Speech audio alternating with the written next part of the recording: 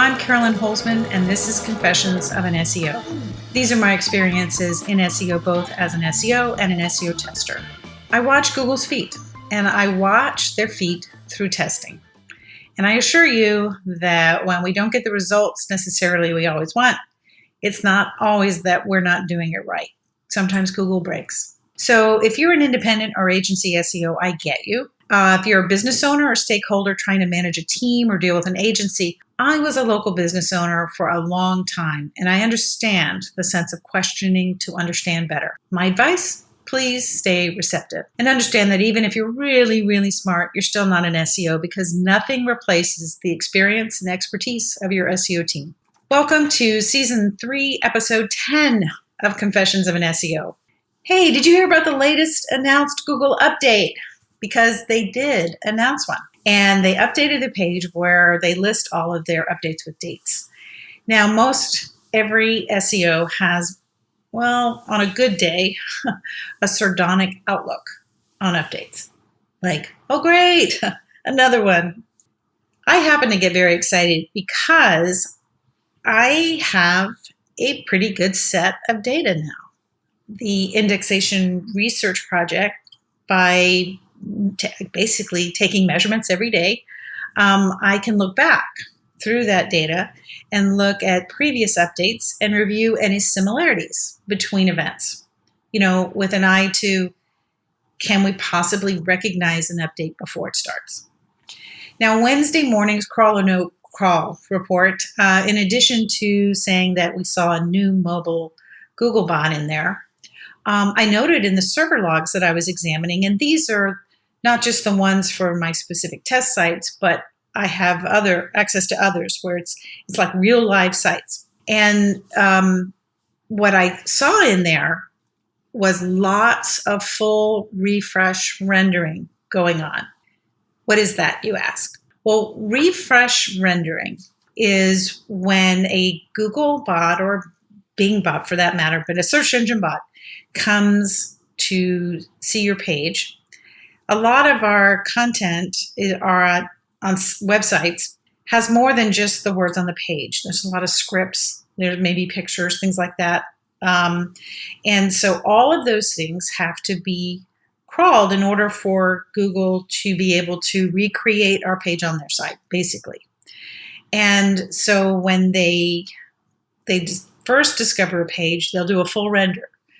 But then, as time goes by, Google might only occasionally send a bot to pull the HTML of the page and not necessarily any scripts. So, but in this case, it was very interesting how much full rendering they were doing. And in this case, it was a re-rendering, right? It wasn't the first time. And so when I saw all of that, that led into what I mentioned in the No Crawl report, was I thought we might see some volatility in the SEO weather tools shortly. Because when you see all of that, you kind of know something's going on. Now, I did not know that within an hour of publishing that particular report on YouTube, by the way, if you're not a subscriber, please do. Google updated the update page where they announced that they just launched a brand new core update. Now, I'll put the link in the description, but it's on the developers.google.com. And, we just had a products review update in February. So I thought it might be kind of fun. We could kind of go on a little trip and look back at that update and then look at this update and see if there were any similarities in terms of what happened in the server logs to maybe help us maybe identify a little more when an update might be coming. Now, last month, before the update that was announced on February 21st, they also introduced a new mobile Google bot. Hey, that's one thing they have in common.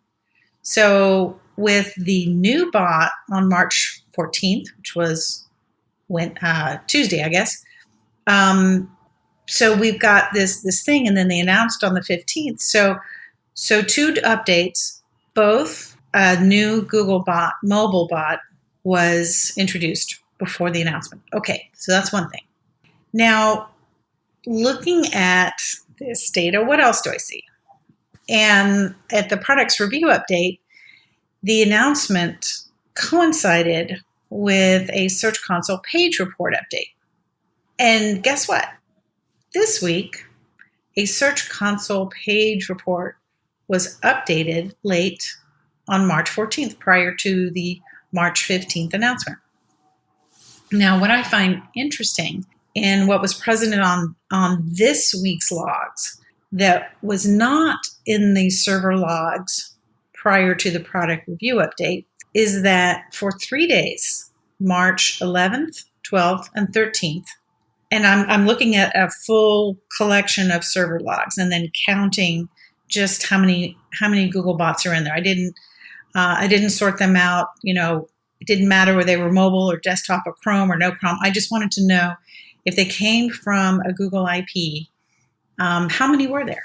And what was interesting is that on those 3 days, there were twice as many bots as normal.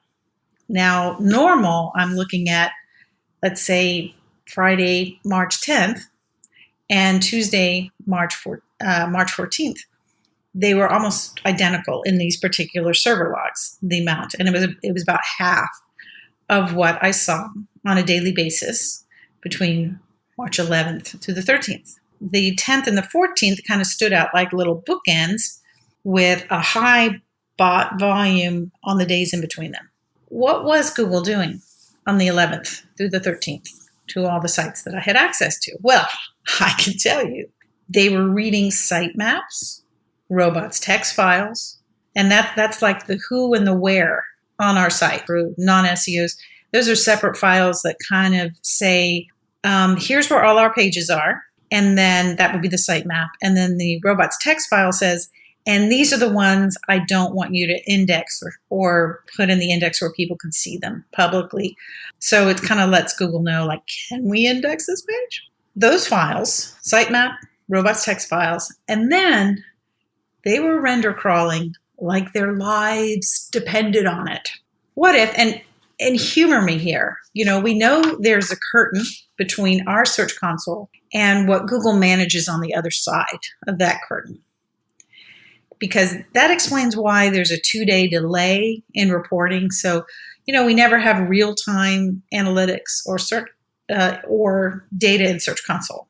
It's always a couple of days gap between where we are and where that data is. Here's where I'm going to put on my tinfoil hat. What if they already ran the algorithm? All right, I'm getting ahead of myself. Okay, so what if they recrawl large portions of the internet? Not all of it at the same time, but like a large portion in chunks. And then they take that particular chunk behind the curtain and they run the algorithm through that section of this freshly crawled and updated rendering content. And this is what they use to make, going to go technical here, protocol buffers. Now, these are their documents. I've never seen one, but the podcast that the Google engineers talk about it, where they convert all of our content, all of our website pages, and they convert all of it, no matter what. If it's a PDF or Word on the page or it's in JavaScript, they convert it all to HTML.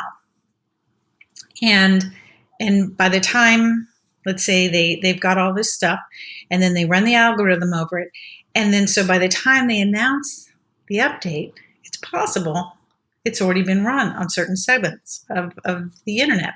And the 2 weeks that they say it takes time for the entire thing to run, what if that's the time for them to get through all the segments of their web servers that contain all that recrawled, rendered content and pass them back through the serving filter? Making sure that only there's 2 results on a page for the same domain, or any syndication filters, they filter that out. And anything they filter out that we might not know yet, to recrawl and rescore 100% of what's on their side of the curtain that we cannot see.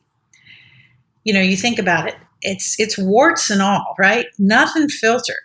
It would make sense that it's done in batches. Even with their computational power, Google may not want to stop everything it's doing and and kind of like recrawl and reprocess everything in real time. How does all this information help you? The SEO, the business owner who's trying to run their business and be an SEO at the same time. Well, I would say, based on everything I just said, whatever you're doing, stop tweaking your existing content and move into new content that's never been published before, because really, what have you got to lose? Now, here's where I'm going to show a little bias. I hope that everyone has a Quora report for their main pages, even if you don't use Quora. To have a measurement of all the things on your page prior to an update could prove very useful. Just like how people bank blood for an upcoming operation just in case they need it. How useful would it be to have a pre-update measurement and a post-update measurement of your actual page? Now, there's no value to you to take measurements when an update is rolling, right?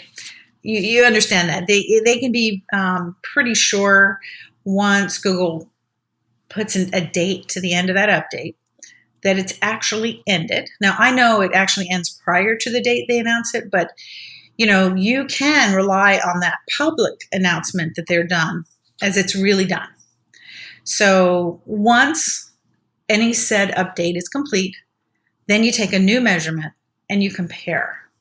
I know that sounds very simplistic, but a lot of times that's what the really, really smart SEOs, and there's some, I'm going to say rocket scientists in there, but that's pretty much what it's doing. And I know it sounds simplistic, but how else would you do it? Google's not going to send you a letter and say, here's what we value now, and we didn't value it as much before. So since your page has this, you didn't get as much credit for it this time around, right? That just doesn't happen. And unfortunately, there's no way to retroactively take measurements. You can only take a measurement on a particular day. So even as I suggest this isn't something to help you with this particular update, right? It's too late. Whatever is going to happen on this is going to happen on this. And we're not going, I know I'm going to have stuff that's going to help me because I take constant measurements. But, I thought it would be a really cool service to offer.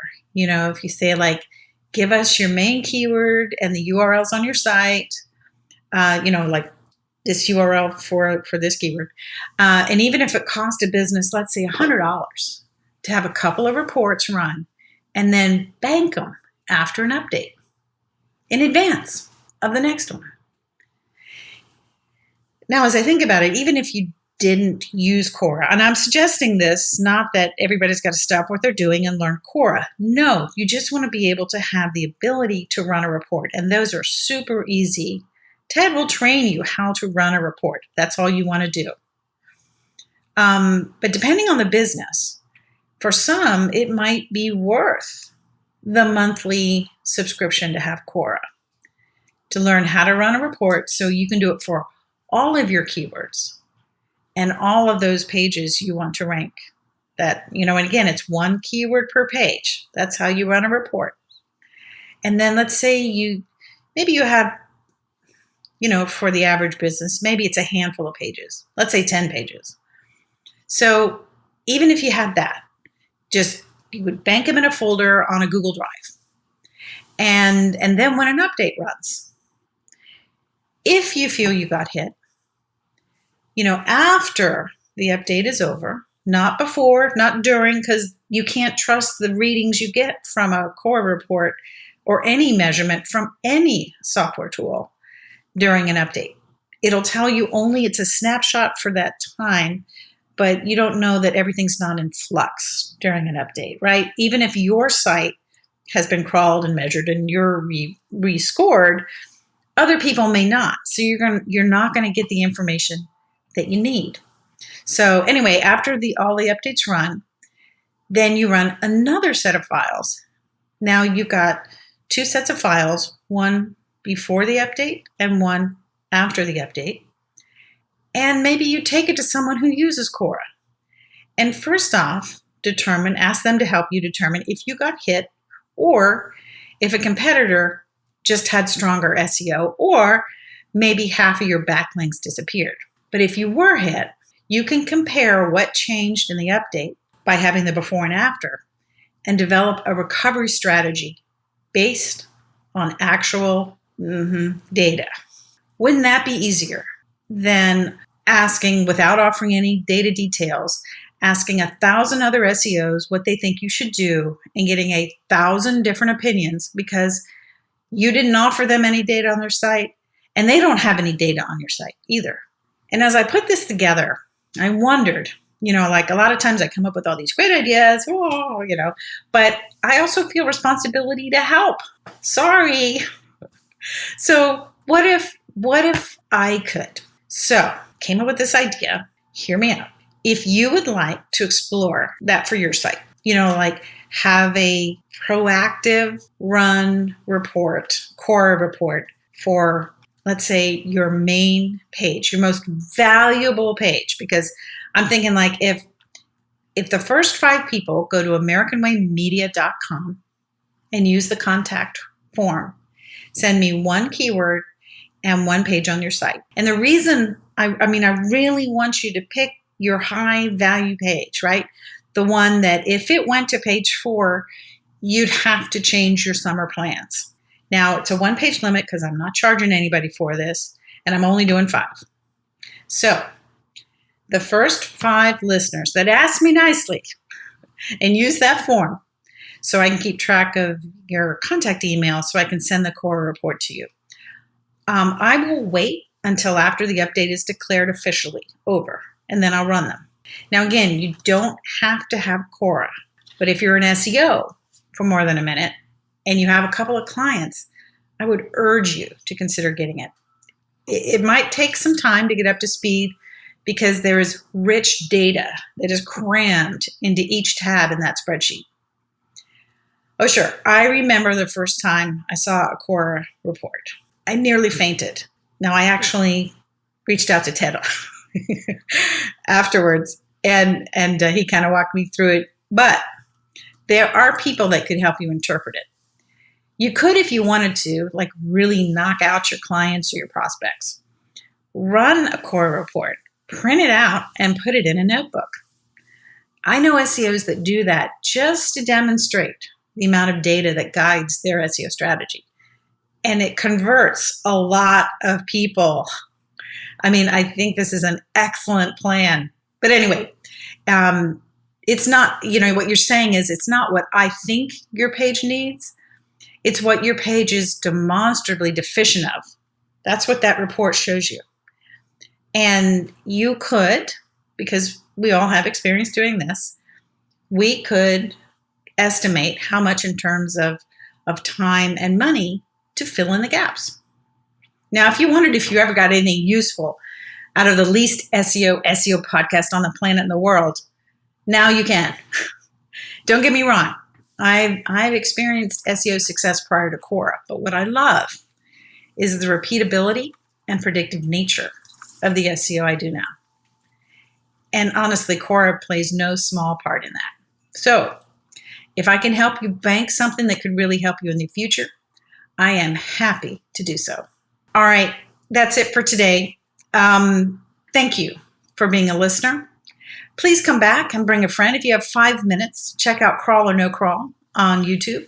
They are short videos with the updates, the ongoing indexation research, specifically focusing on the desktop primary crawler test sites at the moment. Special thanks to the supporters of Confessions. It's been my pleasure to be with you, and I'll see you in the SERPs.